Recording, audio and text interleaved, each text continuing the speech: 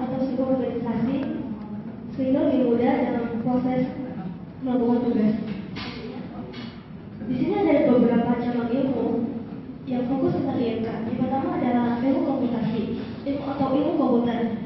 Saya mengambil contoh, yaitu mahasiswa seperti kita semua, SI dan TI. Kita dapat membuat program mengenai sistem, basis data, dan lain sebagainya. Yang kedua itu adalah psikologi, itu analisis tentang perilaku manusia. Saya mengambil contoh ada seorang CEO Facebook yang kita kenal semua bernama Mark Zuckerberg.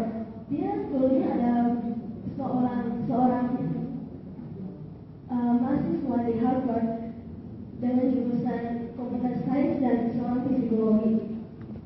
Yang ketiga itu ada sosiologi, itu kemampuan memahami konsep interaksi seperti Twitter. Kita dapat bersosialisasi dengan masyarakat luas di luar sana dengan Twitter sebagai sosial media. Yang keempat, perancangan grafis dan tipografi, itu merancang grafik dan tipografi seperti ada pada Microsoft Word, seperti CAD, Copy, dan lain sebagainya, ada gambar-gambarnya. Teknik elektronika membahas perangkat keras komputer, ya seperti monitor, printer, dan lain sebagainya. Dan ergonomik, sisi kenyamanan pada saat di depan komputer, yaitu pada saat mouse itu dibentuk, cara kerjanya bagaimana bisa pas dengan cara kita sehingga memudahkan kita untuk melakukan gerakan-gerakan sesuai dengan yang kita inginkan. Perancangan industri, yaitu produk-produk yang interaktif. Saya mengambil contoh seperti teknologi TV layar transparan yang sekarang lagi dikembangkan oleh platform TV atau smart TV. Selanjutnya tadi membantu aplikasi program bisa dipakai oleh lembaga itu membuat tugas-tugas seperti Photoshop. Seorang editor akan melakukan editor foto itu melalui Photoshop.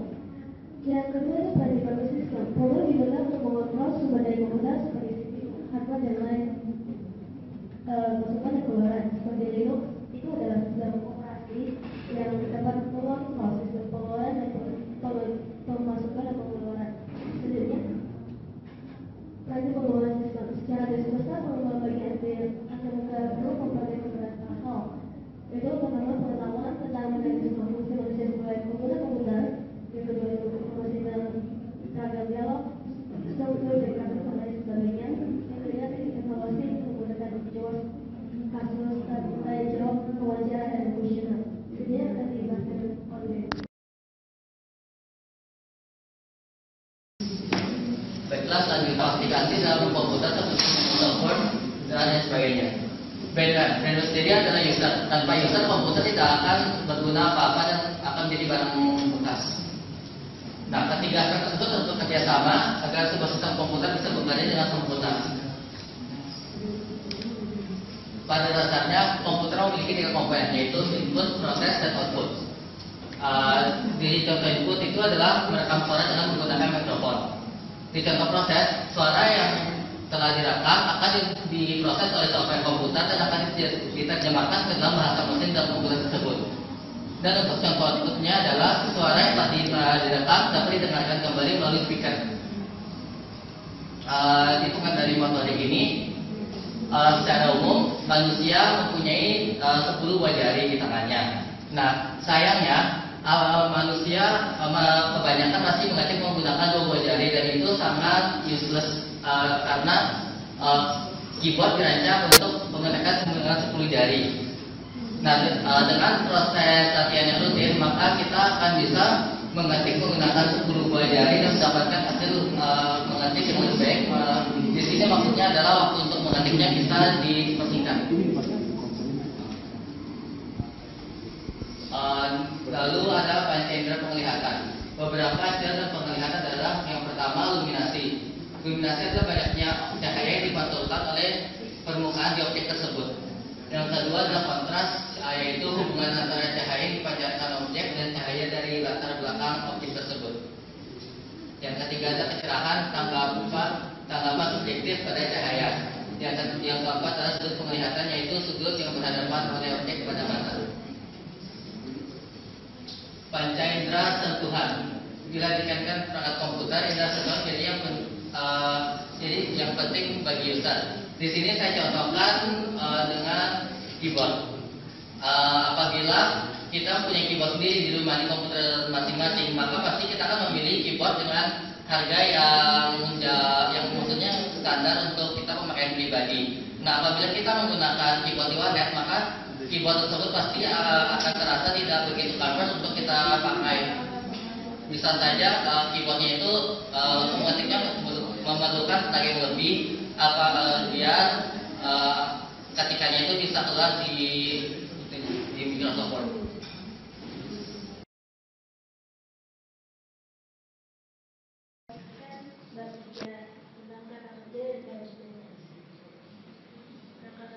Untuk memahami interaksi itu, maksudnya itu ketika kami buat sistem delivery order, kita harus membuat kapasitas terlebih dahulu dari mulai perencanaan sampai implementasi, sehingga program yang kami buat menghasilkan output yang kami inginkan.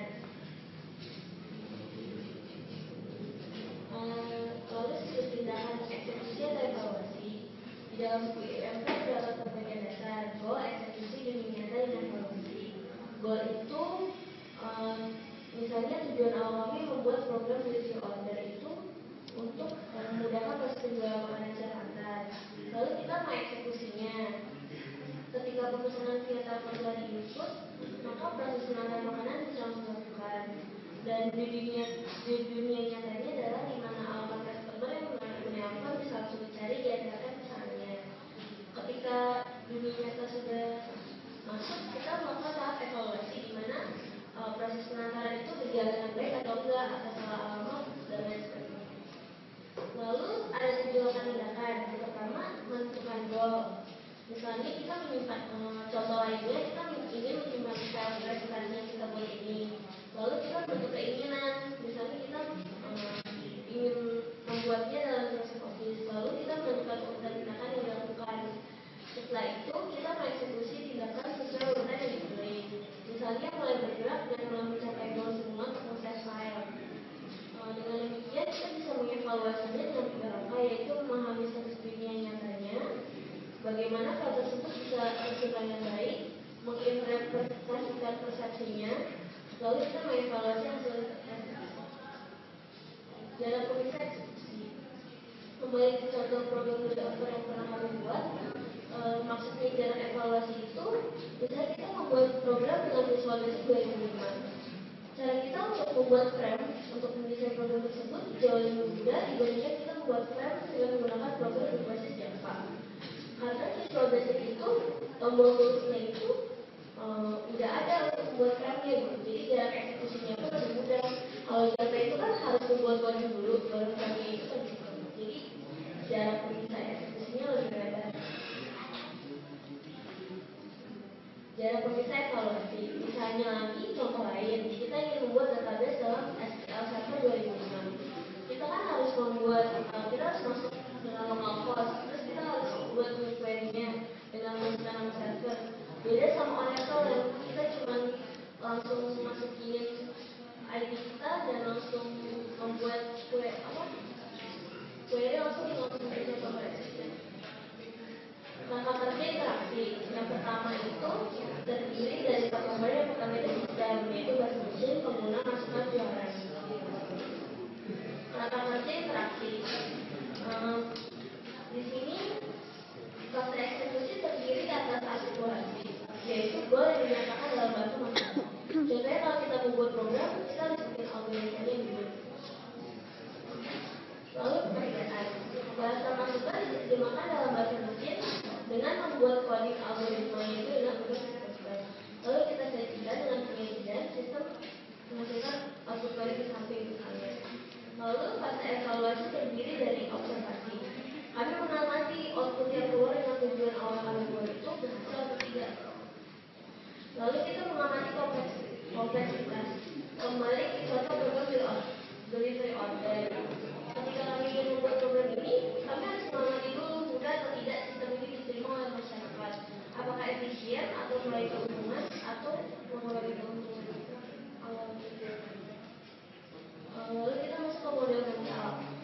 beberapa karakteristik model mental yaitu pertama, tidak ilmiah. Seringkali asal tebak aja. Contohnya itu simbol cat tumpah yang berarti memberi warna pada bintang semua. Di situ kan simbol cat tumpahnya itu nggak ada warnanya, kita harus pakai kata. Berarti kita harus sekali lagi tidak lengkap. Hanya untuk menjelaskan aspek yang relevan saja pada orang yang memformulasikan. Ketiga, tidak stabil, berkembang dan beradaptasi dengan konteksnya. Tidak ketinggalan zaman, jadi kita harus mengikuti mode-mode modern yang terbaru supaya amal kita itu nggak ketinggalan zaman selama zaman ini. Lalu tidak konsisten, tidak utuh dan kadang kurang. Contohnya simbol rotan yang hanya satu, tapi dia bisa diklik berkali-kali, bisa berkali-kali sampai 360 derajat kaki. Lalu personal, sifatnya unik dan cuma bisa dimengerti dengan umum saja, contohnya simbol unik untuk menghapuskan objek. Pemetaan, contohnya ini ada bentukan keran dan ada lubang air yang benar untuk menggunakan penggunaan tersebut untuk objek tersebut. Jadi kita lebih mudah untuk mencari yang mana keran yang bisa dibuka untuk lubang yang sana untuk meski. Jadi pemetaannya sama dengan lubang keran air tersebut. Jadi kita nggak perlu menebak-nebak lagi yang mana yang bisa kami lakukan. Lalu ada jarak semantik dan artikulasi, jarak pengguna untuk memahami dan mengartikan sebuah perhatian dan mencoba mempertemukan apa yang pengguna inginkan dan apa yang sembunyi dilakukan oleh perannya. Lalu aportes. Contoh ini adalah contoh yang membingungkan karena tombol order itu ada di bagian atas, sedangkan di bawahnya itu kita sudah bisa menginput orderan yang kita mau input. Jadi contoh ini adalah tambahan yang salah gitu. Jadi aportesnya selalu paradigma interaksi. Paradigma itu yaitu sistem interaksi yang berhasil diyakini untuk meningkatkan daya guna dari sistem tersebut. Contohnya car sharing.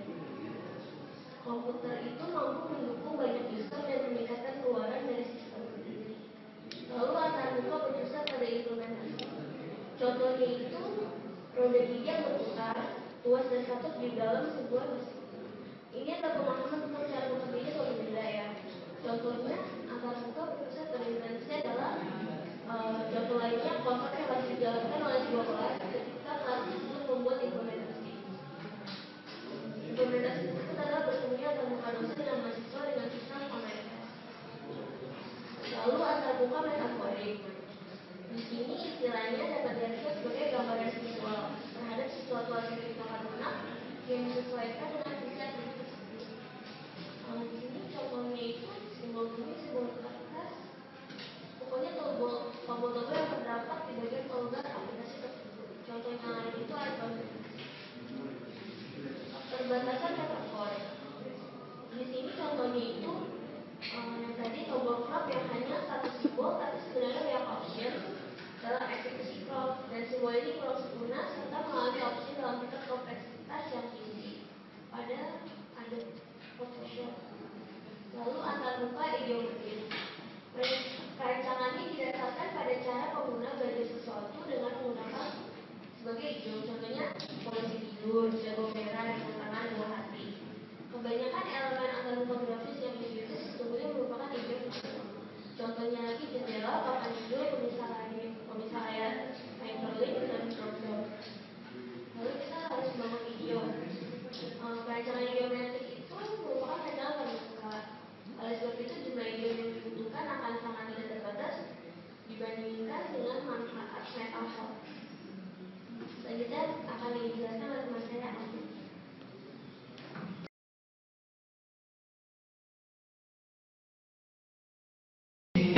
Kegunaan atau intuisi. Kalau ini kita bertanya nih, pertanyaan yang muncul itu ketika kita sistem, apa akan banyak sistem yang paling efisien yang memungkinkan semua orang bisa menggunakannya? Apakah bisa ada sistem yang matang dan mampu memotivasi setiap pengguna sehingga menjadi efektif? Kesalahan yang sering timbul karena pertama kesalahan asumsi uji pada rancangan. Kedua, pilihan yang secara tegas ditentukan. Tiga, pembuatan fitur yang tidak mandiri. Kesalahan klasik, bisa dibaca di sini. Kesalahan klasik yang sering banget programmer yang lakukan di pertama, dia tidak memberikan tempat di mana para pengguna user bisa memberikan kritikan atau saran yang membangun aplikasi tersebut. Kepuasan berinteraksi. Kepuasan berinteraksi akan dicapai apabila sistem memenuhi 8 aturan. Pertama, konsistensi. Konsistensi di mana kalau letak-letak file atau service itu berada di tempat yang sering diletakkan. Yang kedua, fasilitas bersifat seperti control del itu untuk permanen delete, control C, control V untuk clusters. Yang ketiga adalah umpan balik yang informatif. Setiap tindakan pengguna haruslah ada umpan balik dari sistem. Misalnya kalau kita mendelete suatu file akan ada form Windows dialog. Jadi apakah akan kita hapus yes atau no? Closure, perencanaan dialog yang mengarah ke penutupan.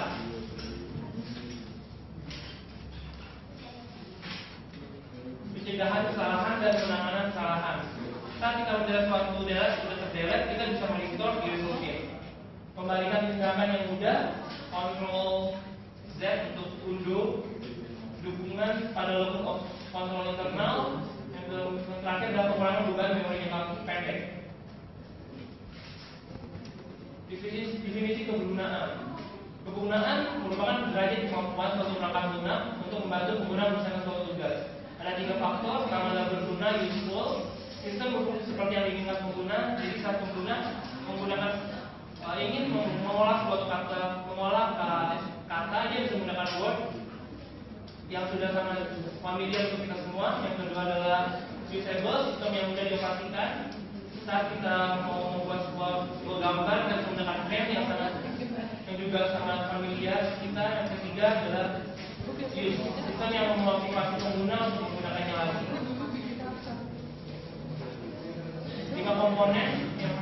5 komponen kualitas kebergunaan. Pertama, kemampuan dipelajari. Yang kedua, mudah diingat. Yang ketiga, efisien. Kita kan sekarang efisien. Biasanya kita harus kalau ingin ngobrol sama orang kita harus ngetik, karena ada WeChat, ada voice note yang bisa kita kirim dengan cuma bicara doang.